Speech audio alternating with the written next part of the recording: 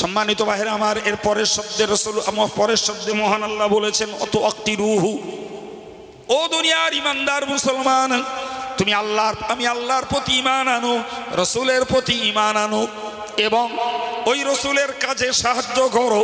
অত আক্তিরুহু, ওই নবীকে তোমরা সম্মান করো, ওই নবীকে সম্মান করো। কি করে করব? নবী তো আমাদের মাঝে নেই।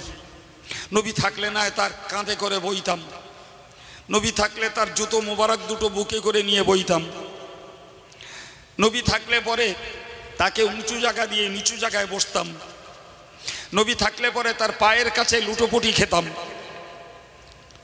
ঠিক কি না? নবী তো নেই, নবী তো পর্দায়। সাহাবাই কেরামেরা নবীর ছায়া বানাতেন না, সাহাবাই কেরামেরা নবীর সামনে চলতেন না, এটাই হাক্কানি আলেমদের জন্য উম্মতের আদব।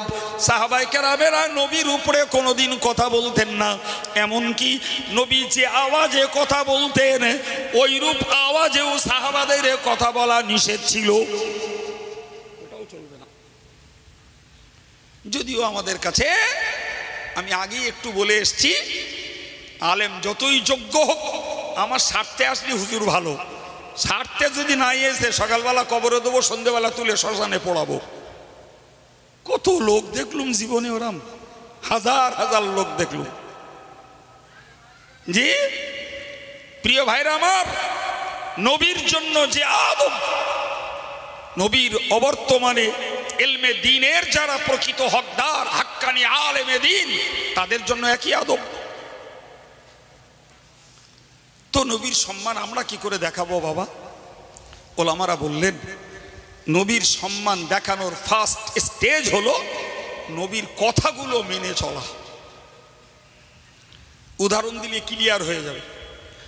আব্বা তার ছেলেটাকে 100 কি 200 কি 20 কি 50 টাকা দিল, দিয়ে বলল, বাবা তুই একটু পাইক পাড়ায় যা তো, পাইক পাড়ায় যে এই জিনিসটা নিয়ে আয়। ছেলে বলল আমি পারবো না। পৌষ মাসের কনকনে ঠান্ডা, বাঁশবাগানে পুকুর, বাপ বলল খোকা কুটুম আসবে, সকালবেলা যা জাল ফেলে দুটো মাছ ধরে আন। বললো এত ঠান্ডায় আমার দ্বারা সম্ভব না। কথা শুনছেন কিছু? আচ্ছা, ওই ছেলে ওই বাপকে সম্মান জানালো কি? আর ওই বাপ কি ওই ছেলের প্রতি সন্তুষ্ট থাকতে পারে? কখনোই না। তাহলে পরিষ্কার বোঝা যাচ্ছে যে কথা মেনে চলা একটা সম্মান প্রদর্শন। আমার ছাত্র আছে, এক্ষুনি জামিয়াতে রানিং ছাত্র 650, বিগত ছাত্র আল্লাহ জানে হাজার হাজার হতে পারে। তা আমার ছাত্রকে আমি একটা কথা বললাম, একটা আদেশ করলাম, সে মানলো না। তাহলে সে আমার কথাকে অগ্রাহ্য করে প্রকৃতপক্ষে আমাকে অপমান করলো। বিশ্ব উম্মতে মুসলিমাকে মনে রাখার দরকার, হে উম্মতে মুসলিমা, কি নারী কি পুরুষ কি যুব সমাজ কি মুরব্বী, যদি নবীর কথাকে অমান্য করা হয়, এটা প্রকৃতপক্ষে নবীকে অপমান করা হয়। আর নবীর কথাকে আমেরিকার লোক আর ভারতের লোক আর জর্ডানের লোক আর শ্রীলঙ্কার লোক যে যেখানে থাকুন না কেন, ওই নবীর কথাকে মান্য করবে, তবেই তো নবীকে প্রকৃত সম্মান জানানো হবে। সুতরাং যারা নবী বিরোধী, এরা প্রকার অন্তরে নবীকে অপমান করছে। জি, নবী আমাদের নসবি পিতা নন, নবী আমাদের রক্তের সম্পর্কের পিতা নন, আর আমরা নবীর রক্তের সম্পর্কের বেটা নই। কিন্তু আবু দাউদ শরীফের একটি হাদিস এসছে, হুজুর বলেছেন, আনা লাকুম বিমানজিলাতিল ওয়ালিদ, আমি হলাম তোমাদের দিক দিয়ে পিতার দরজায়। চিল্লে বলবেন একটু সুবহানাল্লাহ। আমি তোমাদের জন্মদাতা পিতা নই, কিন্তু তোমাদের কলবি পিতা, তোমাদের রুহানি পিতা, তোমরা আমার রুহানি আওলাদ। ফলে যদি রক্তের ছেলে যদি বাপের কথা অগ্রাহ্য করলে, বাপ যদি অপমান বোধ করে, তাহলে রুহানি সন্তান নবীর কথা অগ্রাহ্য করবে, নিশ্চিত নবীকে অপমান করলো। আর নবীর কথা যে মেনে চলবে সে নবীকে সম্মান করল।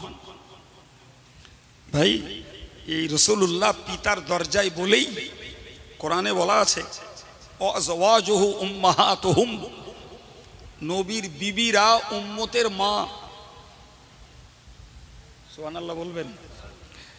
এখন কারুর কাছে যদি নাউজুবিল্লাহ নবী ভাই হয় তো ভাইয়ের স্ত্রী হয় ভাবি,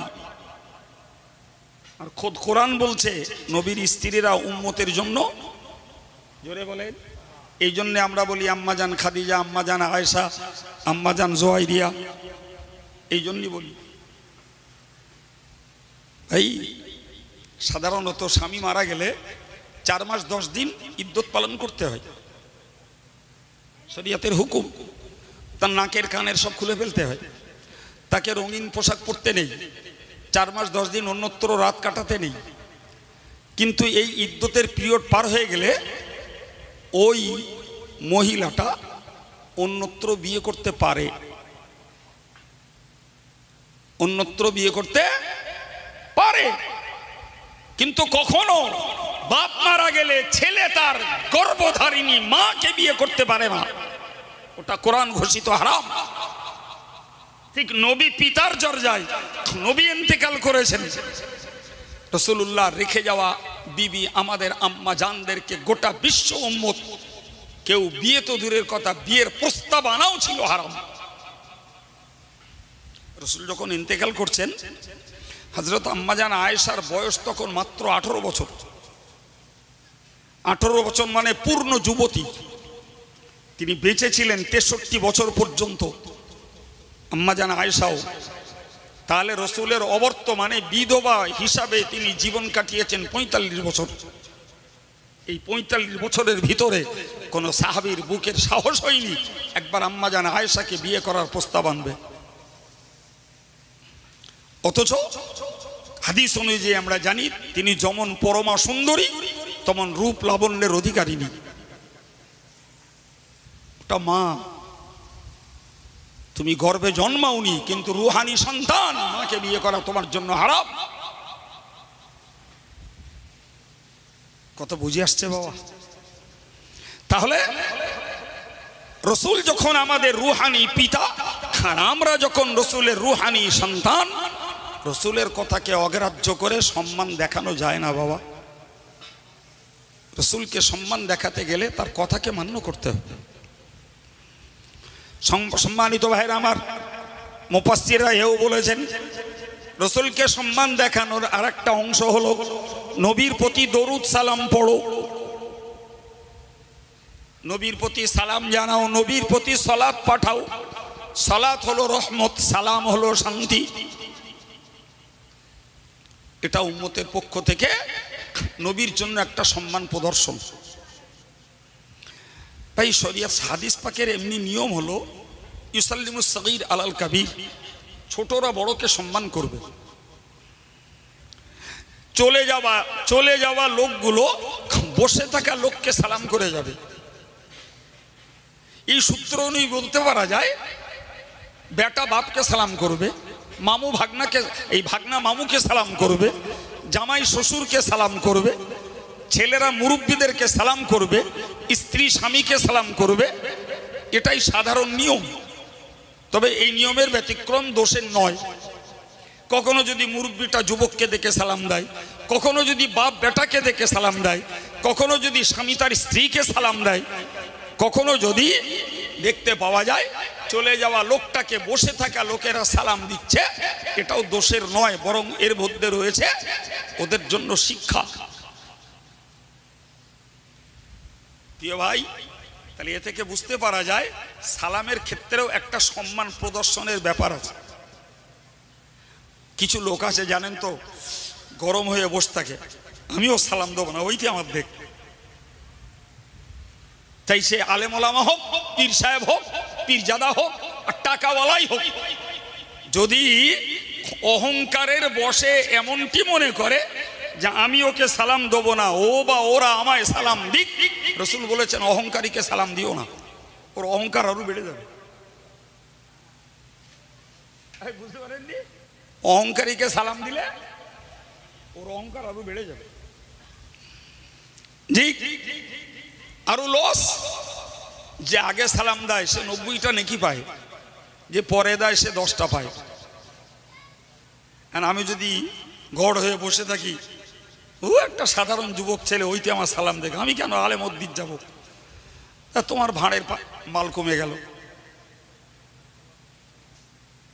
সবের পাত্র কমবে না? কমবে না? এই কথা বলেন, কমবে না? কমবে না? নিজের আমিত্ব, নিজের অহমিকা, অহংবোধ যত ছাড়া যাবে তত লাভ। এখন আমি যদি ঘুরিয়ে বলি, বাবা বিশ্ব মানব জাতির ভিতরে শ্রেষ্ঠ কে? এই রে, রামনগরের লোকেদের কাছে উত্তর পেতে দেরি হবে। গোটা বিশ্ব সৃষ্টির ভিতরে শ্রেষ্ঠ ব্যক্তিত্ব হলেন রাসূলুল্লাহ। ঠিক না ভুল?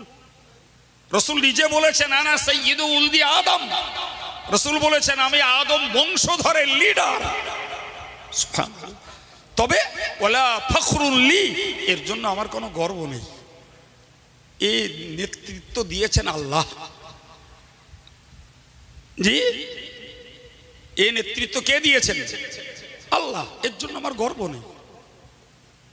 সম্মানিত ভাইরা আমার, এখন আপনি মনে রাখুন, রাসূলুল্লাহর বাস্তব জীবন আমরা লক্ষ্য করে দেখেছি, হাদিস থেকে আমরা উদ্ধার করতে পেরেছি।